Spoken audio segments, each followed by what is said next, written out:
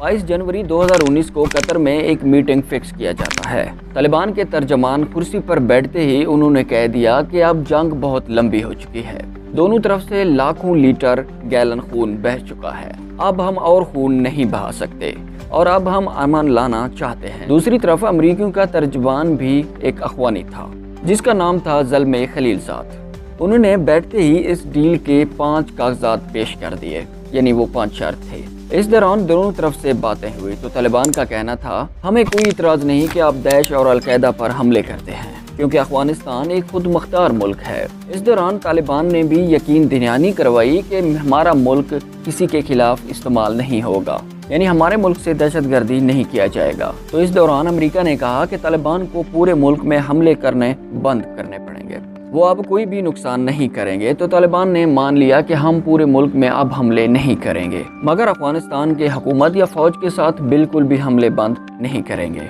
इसमें पाकिस्तान ने भी एक बेहतरीन किरदार अदा किया। 2018 में ज़ल्मे खलीलज़ाद पाकिस्तान पहुंचे जो अमरीकी नुमाइंदे थे। उसने जनरल कमर जवेद बाजवा से मुलाकात की और ये मुलाकात भी पाकिस्तान में हुआ। इस मुलाकात में उन्होंने कहा कि तालिबान के सबसे अहम आदमी मुल्ला अब्दुल्ला गनी को रिहा किया जाए। वो पाकिस्तान में नज़रबंद थे और इस डील को कामयाब करवाने के लिए पाकिस्तान ने इसको भी आज़ाद कर दिया।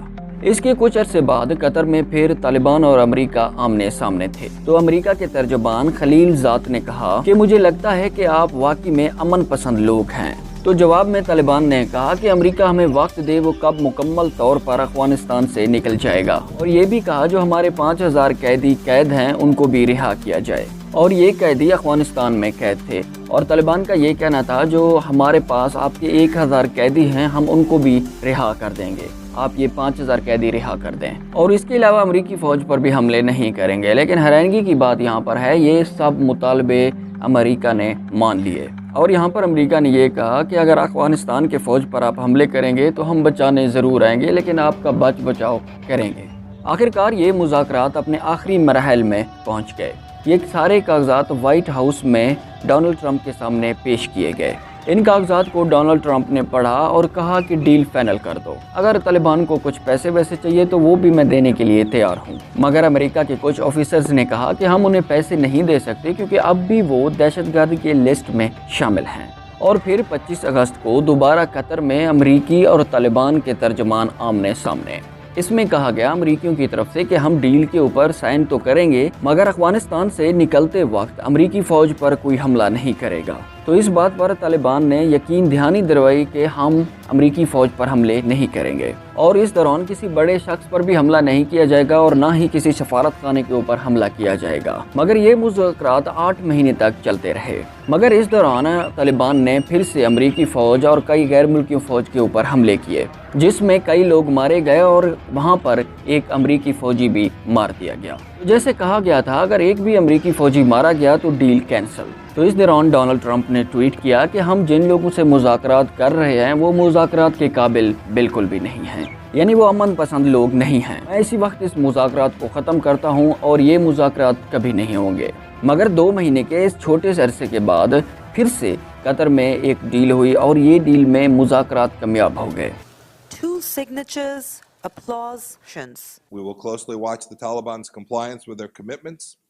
29 फरवरी 2020 में ये कागजात के ऊपर भी डील मुकम्मल हो गए और वहाँ पर दोनों तरफ से साइन किया गया।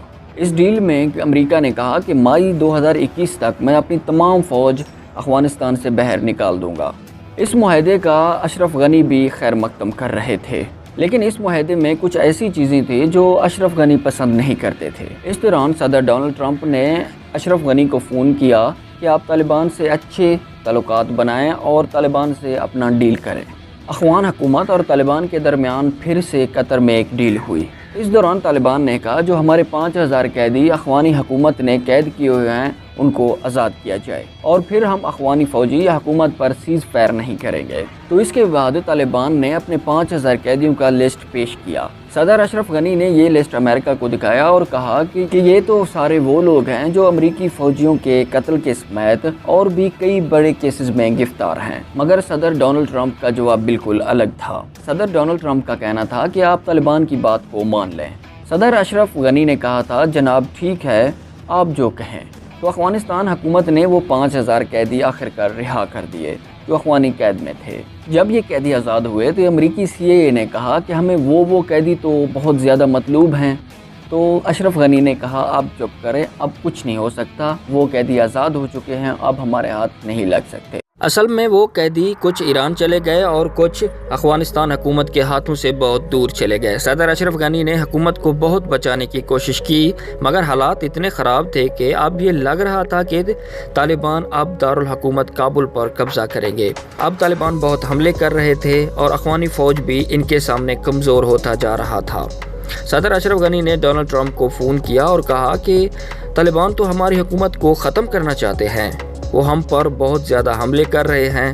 تو جواب میں ڈونلڈ ٹرمپ نے کہا کہ میں کب تک آپ لوگوں کی حفاظت کروں، یہ آپ لوگوں کا آپس کا مسئلہ ہے، اب جو کرنا ہے خود کرو۔ مگر طالبان اشرف غنی کے ساتھ حکومت نہیں کرنا چاہتے تھے۔ ان دوران کچھ ہی دنوں میں طالبان نے افغانستان کے بڑے شہروں پر قبضے کرنے لگے، مگر ایسا لگ رہا تھا کہ اشرف غنی کی حکومت کے کچھ ہی دن ہیں۔